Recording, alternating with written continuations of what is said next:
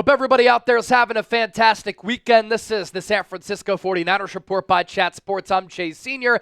And coming up, I always enjoy doing this, a mailbag. We open up the floor, take some questions from our Real One subscribers. You can also pass along some hot takes, some analysis. But when you have questions, I have answers, and we can spend some minutes together here during this week. Programming alert, by the way. Let's spend some more time together. Join myself and Chip for our Niners-Dolphins watch party. Show gets underway before the game on Sunday for this Week 16 tilt as Kyle Shanahan takes on his former protege and Mike McDaniel.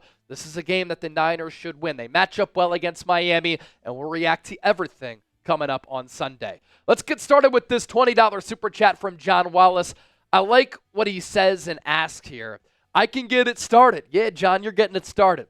What do you think, or why do you think the goalposts move so badly with Brock Purdy, but yet these other first-round quarterbacks, they get all kinds of love? So I've said this before, but I do think that it is a case of draftism, right? If Brock Purdy were drafted in the first round, a lot of people would react to him a lot differently as compared to him being Mr. Irrelevant, the final pick in the 7th round. Because people will use that as ammunition. He fell to the 7th round for a reason. This guy barely got drafted. He's small. He has a noodle arm. He's not that good. Kyle Shanahan and the supporting cast, they've lifted him up. He's nothing. But Tom Brady got drafted in the 6th round. He ended up proving everybody wrong. And alongside Joe Montana, those are two of the greatest quarterbacks in football and two of the best champions in football. It's not about where you get drafted. It's about how you play and what you do. And I think Brock Purdy in 2022 and 2023, he was elite. He put up truly magnificent numbers. This year, he struggled with so many moving pieces around him. And there's also this.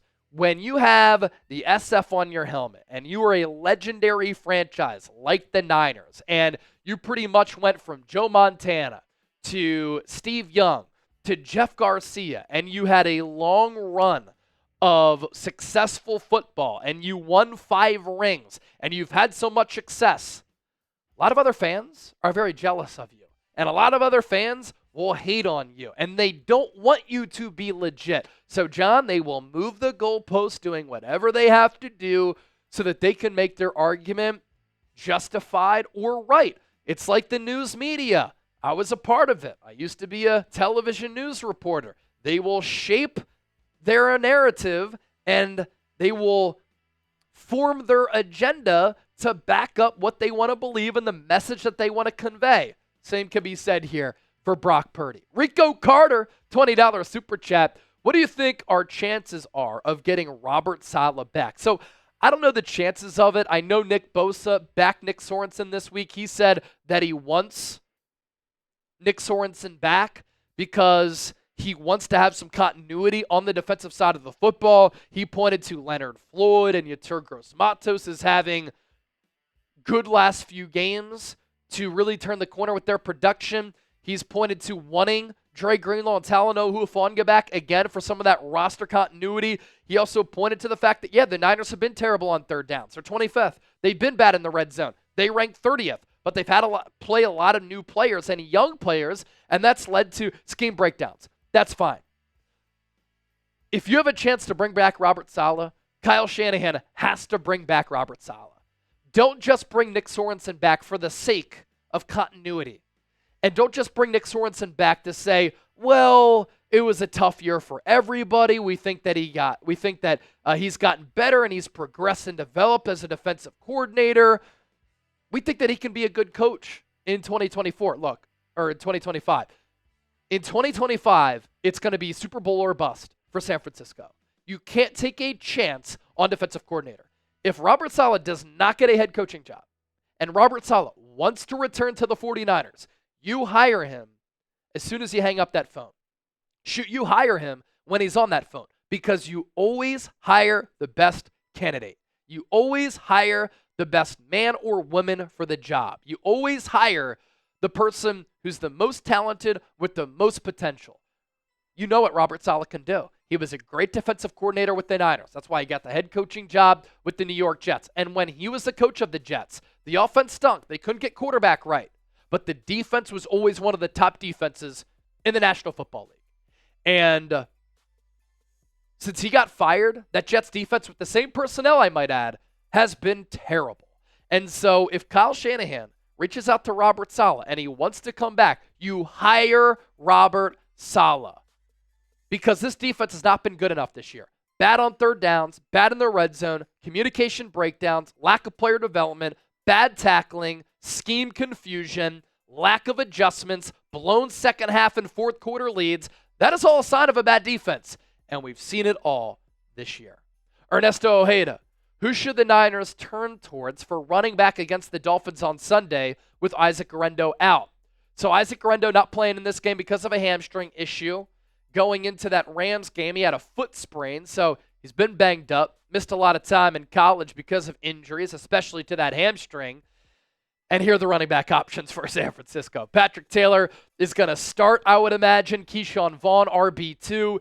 Israel Abanikanda, RB3. And then Deebo Samuel will get some carries as well. So that's the running back depth chart for San Francisco going into this game. It's not ideal, and I expect Brock Purdy to air it out a lot. Who you got in this football game? SF for the Niners, MIA for the Miami Dolphins. Let us know who you're rocking with, and again, we'll be live for that game for a watch party. Let's get to our sponsor, then we'll get back to your questions. Today's 49ers Report, sponsored by our friends at PrizePicks, the best place to get real money sports action. With over 10 million members and billions of dollars in awarded winnings, PrizePicks has made daily fantasy sports accessible to all. You just pick more or less on at least 2 players for a shot to win up to 200 times your cash. Run your game all season long on PrizePicks, America's #1 daily fantasy sports app. You can make your holidays bigger and brighter with PrizePicks. Ho, ho, ho, Merry Picksmas. It's the best place to get that real money sports action right now. When you play $5, you get $50 instantly. You don't even need to win to receive that $50 bonus. It's guaranteed. And if you join now, because holiday season, PrizePicks is giving away 2 free picks in December, you'll be on the receiving end of Merry Picksmas. And they're giving away $30+ million in rewards during Picksmas. Some selections that we like for Thursday Night Football: Bo Nix, more than a half passing touchdown. Cortland Sutton, more than a half rushing or receiving touchdown. Justin Herbert, more than 234.5 passing yards. And then Cameron Dicker the kicker, more than 1.5 field goals made. Run your game with PrizePicks. Pick more, pick less, pick PrizePicks. PrizePicks.com/CLNS. Back to your questions here. RSWE. Should the Niners trade Deebo Samuel? If you can trade Deebo Samuel, I would. I'm just not sure how much value the Niners are going to get back, considering he's having the worst year of his career and his numbers are down all across the board. It's also the eye test, right? Like, I know against Seattle, he reached 20 miles per hour on that touchdown throw from Brock Purdy. He ran in a straight line. It was his fastest speed since he was a rookie in 2019. On those kickoffs, he's looked fast when he's had to run vertical. Doesn't have the same lateral agility, burst, quickness, hasn't made guys miss, hasn't broken tackles, hasn't gained the yards of separation on some of these carries and end arounds, bubble screens. He hasn't been able to show that speed to kind of get the corner, turn it upfield. He hasn't run through guys like he's run through guys in years prior. And this year, career low in receiving yards per game, only has 1 touchdown this year. That's tied for his career low in 2020 when he only played 8 games. 13.2 yards per catch, that's 3rd lowest. 2.8 yards per carry, that is his lowest. 43 catches, 2nd lowest. And so, ideally, yeah, you do trade him. Now, a few years ago, after the 2021 All-Pro season, the Jets wanted to trade for him. They were offering a 1st-round pick. Prior to this year, Deebo talked about this, the Niners were shopping him. They were floating out the idea of trading him away. You could have gotten a 2nd-round pick. No longer going to be the case. So, I would reset the running back room. I would try to save some dollars, and I would replenish the cupboard a little bit as far as receiver talent goes. And it's always better to get rid of a player too early as compared to too late. It might already be too late. Joe G, Chase Sr. Why does Kyle and John continue to ignore the offensive line deficiency in the draft? So they have talked about this publicly. Their team building strategy is drafting, paying, prioritizing players who score touchdowns instead of offensive linemen. I think what Jim Harbaugh said was awesome. He said every football team relies on the offensive line together to play well and the overall success of the offensive line. And we have seen in the biggest games against the most stout competition, the Niners get run through, with their offensive line. When they've gone up against good teams, when they've been in critical ball games, their offensive line has gotten moved, dominated, and bullied. And that affects the run game. It affects the pass game. It happened in the Super Bowl against Kansas City. It happened in the 2022 NFC title game against Philadelphia. It happened in the 2021 NFC title against the Rams. They got their asses handed to them in the trenches along the offensive line. And so you paid Trent Williams, you drafted Dominic Pooney in the 3rd round, you drafted Aaron Banks in the 2nd round.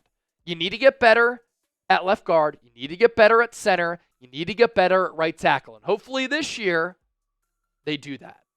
Isaac, hey Chase, I was at the Niners-Rams game and was hands up when I seen Campbell walk off. What was your reaction? I couldn't believe it. So we didn't know what happened during the game because they didn't talk about it during the game.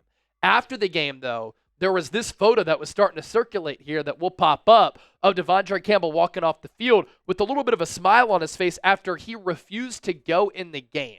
Devondre Campbell is a joke. Devondre Campbell is a fraud. Devondre Campbell is a stiff. Football is all about brotherhood. Football is all about team. Football is all about next man up. And these football players are sacrificing their minds, bodies. They're sacrificing their well-being, their health, their lives to play the game of football. And think about what's happened with this Niners team specifically this year. Charvarius Ward lost his 1-year-old daughter tragically. Trent Williams tragically lost twin boys. Ricky Pearsall got shot in the chest. Fred Warner has played on a broken ankle every game since he suffered that injury in week 4. Devondre Campbell was signed to be the Devondre Campbell experiment to take over for Dre Greenlaw, to be the Dre Greenlaw holdover plan. He knew that he was there until Dre Greenlaw came back. Then Dre Greenlaw comes back. He's the better player. Charvarius Ward called him the engine of the defense. And so the Niners go with the better player who you were brought in to replace until he was healthy. He gets healthy. You get butthurt by that. You pout and you refuse to go into the game. I mean, it got so bad that John Lynch went up to him on the sideline and said, "Get out of here." Niners suspended him the rest of the year, and they cleaned out his locker. It's crazy. And they handled it the right way because they're all about culture. Niner Mafia. Why is everyone wanting to go after Sam just because he's had one good year? Because he's played very well this year. He's a big athlete. He has a strong arm. He has draft pedigree. He was a top 3 pick for a reason. At his USC Pro Day, it was raining. He said, yeah, I still want to have my Pro Day. And he was chucking the football, letting it spin. And this year, he's played very well. Stronger arm, better deep ball than Brock Purdy this season. I still think Brock Purdy is the better option. I think Brock Purdy is the better quarterback. Brock Purdy has more of a sample size of playing better football. But there's also something to be said for Sam Darnold playing on the dysfunctional Jets, playing on the dysfunctional Carolina Panthers. Now he's with a great coach, run game, pass game, good defense. He's having success. It's almost like you need a good foundation and talent around you to perform at a high level, unless you're like Patrick Mahomes, Josh Allen, and Lamar Jackson, and those players don't grow on trees. Seattle flights. Last question. Since Kirk Cousins was benched, will the Niners go after him after Atlanta releases him? I don't think Atlanta's going to release him. Maybe they do.